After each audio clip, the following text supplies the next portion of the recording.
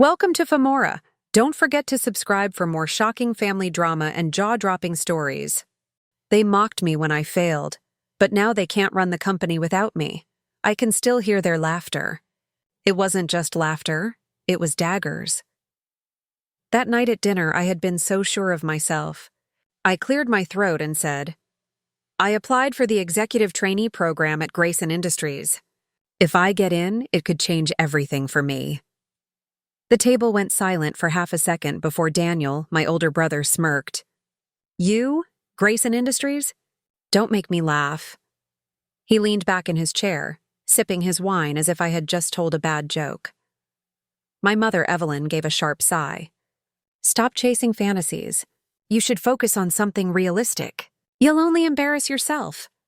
Sophia, my cousin, burst into cruel giggles. Maybe they'll let you sweep the floors. At least then you'll be part of the company. Even my father. Richard stayed quiet, eyes fixed on his plate, too cowardly to defend me. When the rejection email came later that night, I sat in my room staring at the glowing screen. From the dining room, I could hear them laughing, as if my failure was their entertainment.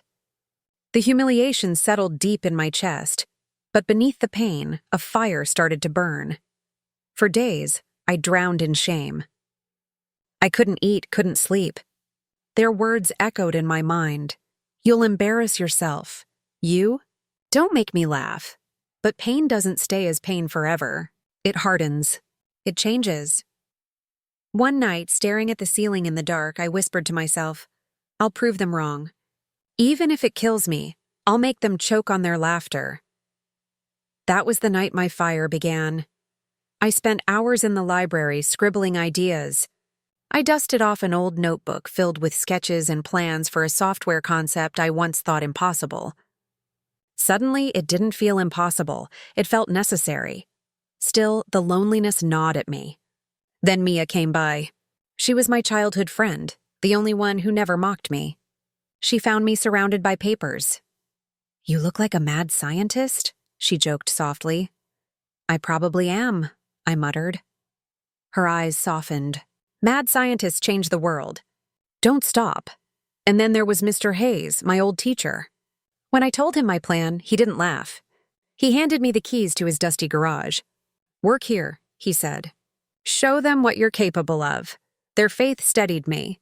My family might see me as a joke, but Mia and Mr. Hayes made me believe I could rewrite the script of my life. The garage became my battlefield.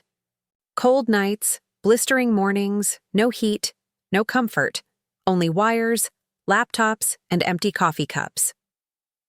I knocked on investors' doors, only to be dismissed again and again. Too risky, they said. Too inexperienced. Their voices sounded so much like my family's that it almost broke me, but I refused to quit. Mia helped me connect with people in tech forums.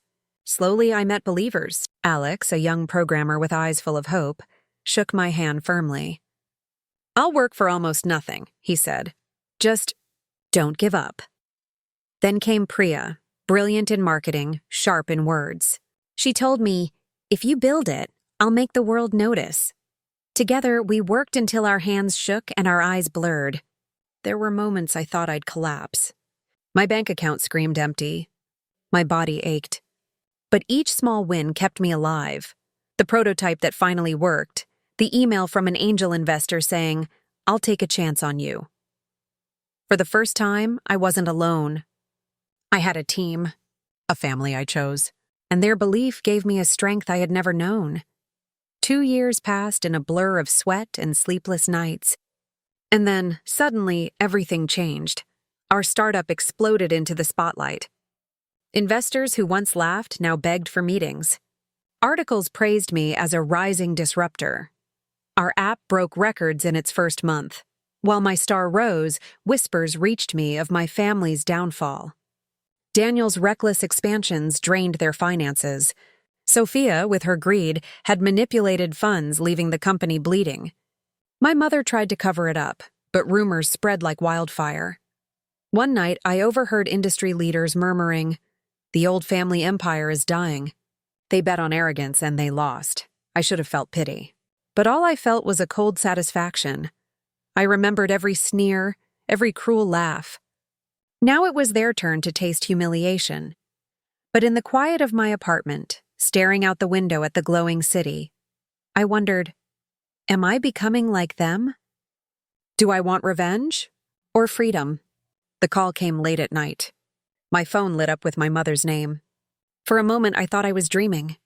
Her voice trembled. "We need you. Please come home." When I walked into the mansion, I saw faces I barely recognized. Daniel slumped in a chair, pride shattered. Sophia sat silent, her usual venom gone. Even my father, once so passive, looked hollow. My mother's eyes, red with tears, met mine. "The company it's collapsing. Without you, we won't survive. The same woman who once mocked me now begged me to save them." I sat in silence, letting the weight of the moment sink in. For the first time, I wasn't the weak one. They were. I stared at them, remembering that night of shame. Their laughter, their rejection. It all came rushing back. Inside me, two voices battled. One screamed, "Take revenge. Let them rot." The other whispered, "True strength is walking away." Finally, I stood. "You laughed at me when I was down. You called me worthless. And now, you beg me to save you?" No one answered. I shook my head. "I built my own empire. I don't need yours. And I don't owe you anything." Their faces paled. My mother gasped. Daniel clenched his fists. Sophia lowered her gaze. For the first time in my life, I felt free. I turned and walked away. Time passed. Their company collapsed. Daniel ended up working under someone else's shadow. Sophia vanished from society's circles. My mother, once so proud, now avoided the people she used to impress. I didn't feel joy at their ruin, only peace. My company thrived. Alex, Priya, Mia, and I celebrated milestones together. They were my real family now. One evening, as I watched the city lights, I thought about the journey. I realized I never needed their approval.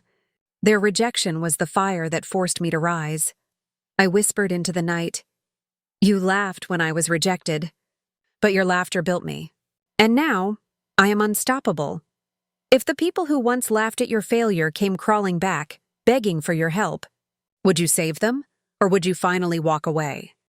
Comment below. I'd love to hear your thoughts. Thank you for watching. If you enjoyed this video, make sure to hit the like button and subscribe for more family drama stories. See you in the next video.